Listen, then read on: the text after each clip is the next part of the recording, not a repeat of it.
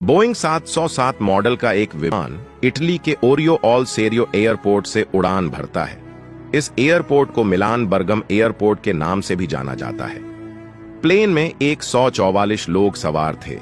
Plane में सब कुछ ठीक चल रहा था। देखते ही देखते यह प्लेन सांता मारिया एयरपोर्ट इजोस एयर स्पेस में दाखिल हो गया। पर तभी अचानक कॉकपिट में एक अलार्म बजने लगा। इस अलार्म को सुनने के बाद पायलट भी डिस्टर्ब हो गया। पायलट भी यह सोचकर हैरान था कि आखिर यह अलार्म क्यों बज रहा है। पायलट को भी कुछ समझ में नहीं आ रहा था। और तभी पायलट ने सामने जो नजारा देखा, उसने मौत का दरवाजा ही खोल दिया। सामने एक बहुत बड़ा पर्वत पायलट को दिखाई दिया। तुरंत ही पायलट ने प्लेन को ऊपर ले जाने की कोशिश किया, लेकिन तब तक बहुत देर हो चुकी थी। प्लेन सीधा उस पहाड़ी से जा टकराया। टकराते ही प्लेन तुरंत आग के गोले में बदल गया। प्लेन में सवार सभी 144 लोग उस आग में धू धू कर जलने लगे। इस आग में पूरा का पूरा प्लेन और सभी 144 लोग जलकर राख हो गए। कोई भी जिंदा नहीं बच पाया। एक विशालकाय प्लेन छोटे छोटे टुकड़ों में बट गया। लेकिन सवाल यह था, आखिर कैसे इतना भयानक हादसा हो गया? आखिर गलती कहां और किसकी थी? क्या प्लेन के इंस्ट्रूमेंट में कुछ खराबी थी? आखिर क्या थी इस घटना का असली वजह? जानेंगे आज के इस केस स्टडी में। 8 फरवरी 1989 independent air flight 1851 Boeing 707 model का एक अमेरिकन चार्टर्ड विमान इटली के ओरियो ऑल सेरियो एयरपोर्ट से उड़ान भरा। प्लेन में 137 पैसेंजर और 7 क्रू मेंबर सवार थे।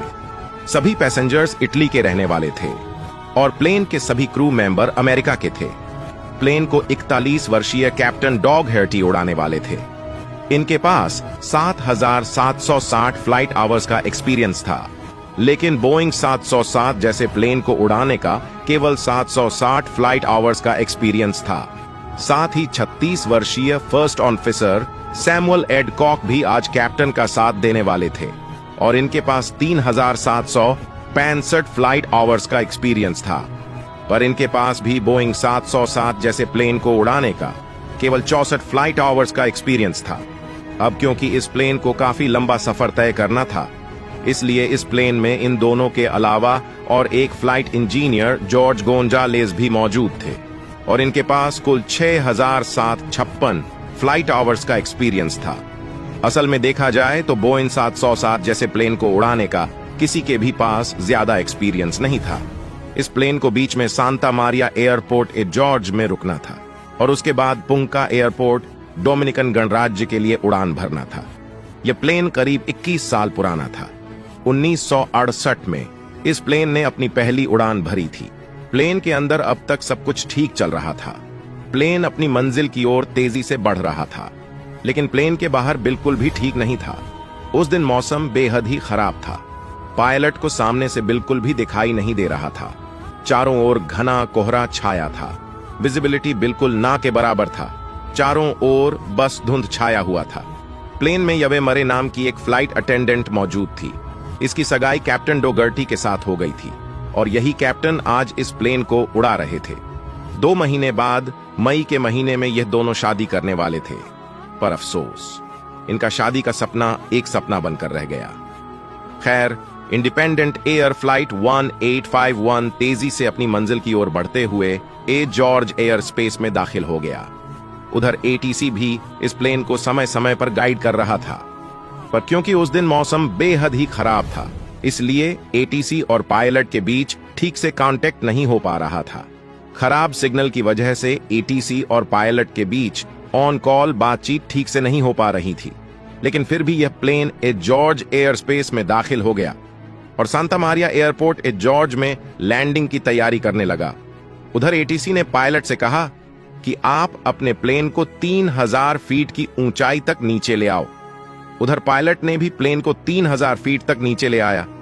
क्योंकि चारों ओर घना कोहरा छाया हुआ था, इसलिए पायलट को कुछ भी दिखाई नहीं दे रहा था। कुछ ही सेकंड में यह प्लेन लैंड करने वाला था। अब एटीसी ने पायलट को 2,000 फीट नीचे आने के लिए कहा और इसके जवाब में पायलट ने भी प्लेन को 2,000 फीट के नीचे लेकर आया। पर तभी अचानक कॉकपिट में एक अलार्म बजने लगा।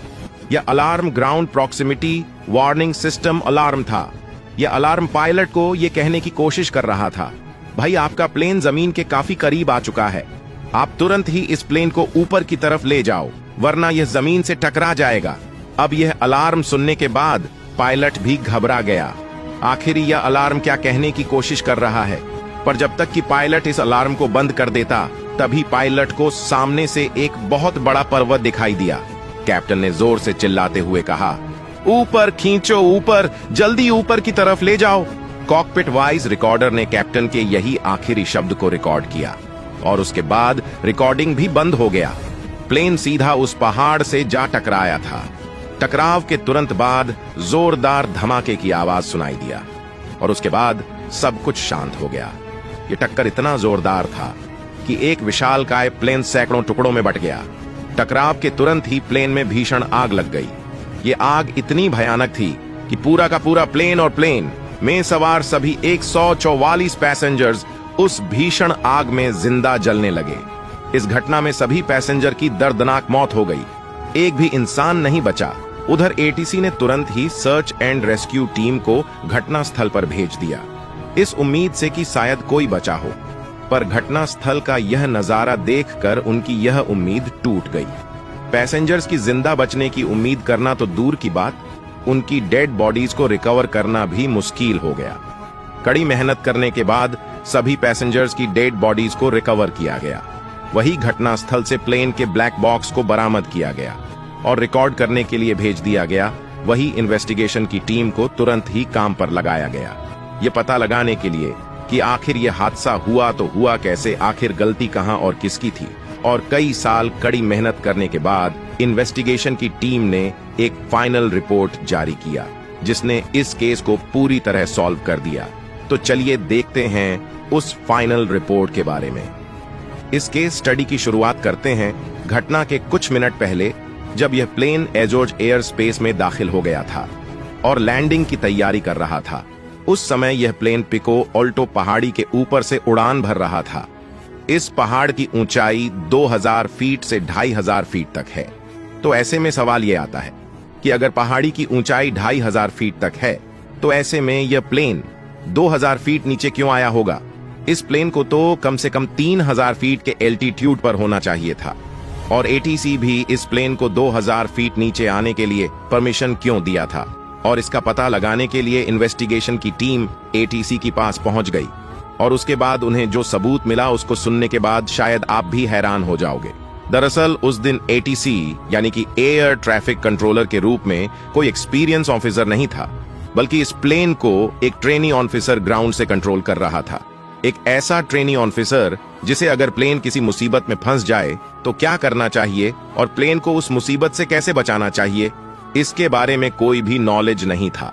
अब आप जरा सोचिए कि आप एक प्लेन में सवार है, वह प्लेन काले घने बादलों को चीरते हुए, तूफानों से होते हुए अपनी मंजिल की ओर बढ़ रहा हो, पर खराब मौसम के कारण और पायलट को कुछ भी दिखाई ना देने के कारण पायलट एटीसी की मदद लेता है।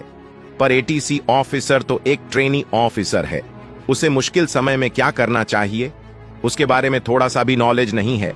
साथ ही उसे प्लेन जिस इलाके में उड़ान भर रहा है उस इलाके के बारे में भी जरा सा नॉलेज नहीं है। और आपका प्लेन तो ऊंचे ऊंचे पहाड़ पर्वतों से होते हुए उड़ान भर रहा है। ऐसे में उस प्लेन का क्या हाल होगा, ये सोचने पर ही दिमाग सन्न रह जाता है। इंडिपेंडेंट एयर फ्लाइट 1851 कुछ ऐसे ही मुश्किलों का सामना कर रहा था, पर कब तक, क्योंकि एक समय ऐसा भी आएगा जहां पर इस प्लेन का क्रैश होना तय होगा। और ठीक ऐसा ही हुआ। इंडिपेंडेंट एयर फ्लाइट 1851 के साथ ही एटीसी का दूसरा सबसे बड़ी गलती यह थी कि एटीसी ने पायलट को 2000 फीट के हाइट पर आने के लिए कहा, जबकि यह प्लेन उस समय पिको अल्टो पहाड़ी के ऊपर से उड़ान भर रहा था और इस पहाड़ी की ऊंचाई 2000 फीट से 2500 फीट तक है। तो ऐसे में इस प्लेन को कम से कम 3000 फीट के एल्टीट्यूड पर होना चाहिए था, न कि 2000 फीट नीचे। और जब तक एटीसी को अपनी गलती का एहसास हुआ तब तक बहुत देर हो चुकी थी। एटीसी ने पायलट से कांटेक्ट करने की कोशिश किया और फिर से एक बार प्लेन को 3000 फीट से ऊपर ले जाने के लिए कहा, पर खराब मौसम के कारण एटीसी और पायलट के बीच में ठीक से कांटेक्ट नहीं हो पाया। जिस वजह से इस बार पायलट को एटीसी की आवाज इस बार ठीक से सुनाई नहीं दिया।